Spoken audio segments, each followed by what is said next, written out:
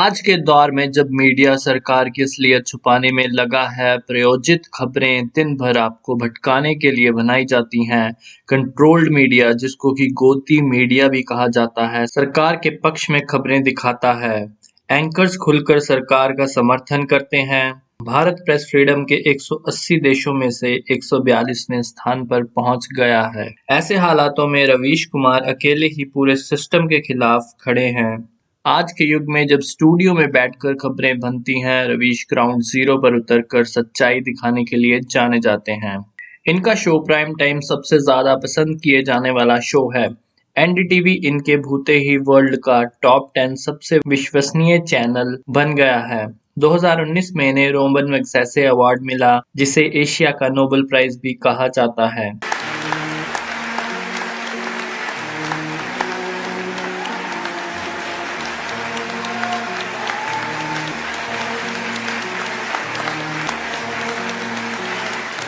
देश के लिए ये गर्व की बात है। जहां एक और बिके हुए पत्रकार गिरने की सारी हदें पार करते जा रहे हैं, उनके बीच से एक ऐसा पत्रकार एशिया का सबसे बड़ा पुरस्कार जीतता है। भारत में अगर जर्नलिज्म अभी भी जिंदा है, तो रवीश जैसे पत्रकारों की वजह से। जहां एक और पेड जर्नलिस्ट हिंदू मुस्लिम की डिबेट्स करवा के देश को बांटने का काम कर रहे हैं, वहीं रवीश इकोनॉमी, एम्प्लॉयमेंट, गरीबी, भुखमरी पे प्रश्न पूछता है। इसलिए बीजेपी ने एनडीटीवी को बायकॉट ही कर दिया था। एनडीटीवी को बंद करवाने के लिए पूरी कोशिश की गई, सीबीआई के छापे पड़वाए गए, एनडीटीवी को 9 दिन के लिए ऑफ एयर कर दिया, यानी बंद ही कर दिया। फिर एनडीटीवी अदालत में गया, उन्हें दूसरे दिन ही एनडीटीवी को चालू करना पड़ा। बहुत ही जबरदस्त पत्रकार है, डरते नहीं हैं। सरकार किसी की भी हो, बस भिड़ जाते हैं। रवीश कुमार का जन्म 5 दिसंबर 1974 को मोतिहारी, बिहार में हुआ। शुरुआती शिक्षा लोयला हाई स्कूल, पटना से करने के बाद उच्च शिक्षा के लिए दिल्ली गए। देशबंधु कॉलेज से ग्रेजुएशन की और Indian institute of mass communication से पोस्ट ग्रेजुएशन डिप्लोमा किया। 1996 में उन्होंने एनडीटीवी ज्वाइन किया। सबसे पहले उन्हें चिट्ठियां छांटने का काम मिला। उसके बाद जब उन्हें पत्रकार के रूप में काम मिला, तो उन्हें 5 से 10 मिनट का स्लॉट दिया गया। फिर उनका काम और लगन देखकर उनको आधे घंटे का स्लॉट दिया गया। उनका शो आया रवीश की रिपोर्ट। वह आम लोगों के बीच जाकर उनकी समस्या दिखाने लगे। किसी भी पिछड़े गांव में जाकर उनकी प्रॉब्लम्स पूछते।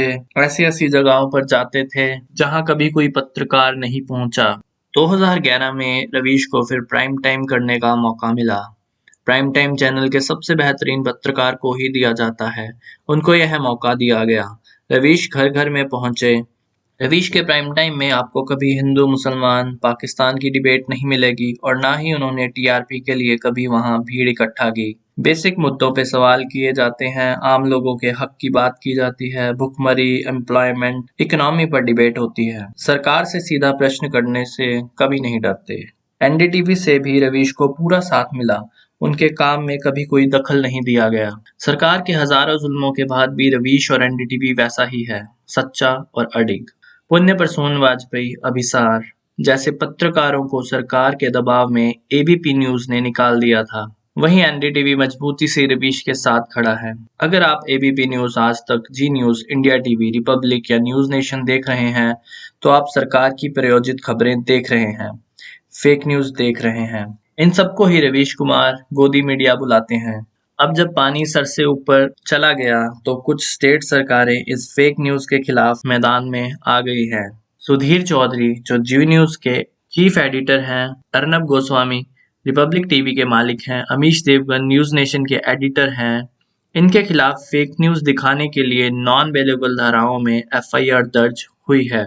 महाराष्ट्र, केरला और वेस्ट बंगाल जैसे राज्य अब गोदी मीडिया को बख्शने के मूड में नहीं है।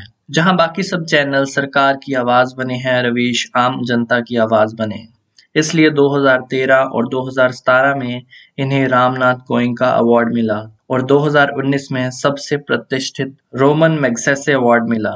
सरकार की खामियां देश के सामने रखना ही जर्नलिज्म है, और सरकार की खराब नीतियों पे प्रश्न करना ही हर आम आदमी का फर्ज। आज के वक्त में अनबायस्ड रहकर जर्नलिज्म करना, जहां इतना दबाव है, जहां पता है सरकार खुद देख रही है कि कोई सरकार के खिलाफ तो कुछ नहीं दिखा रहा, वहीं दो टूक सरकार से लगातार प्रश्न पूछना यकीनन ही एक बहादुरी भरा काम है।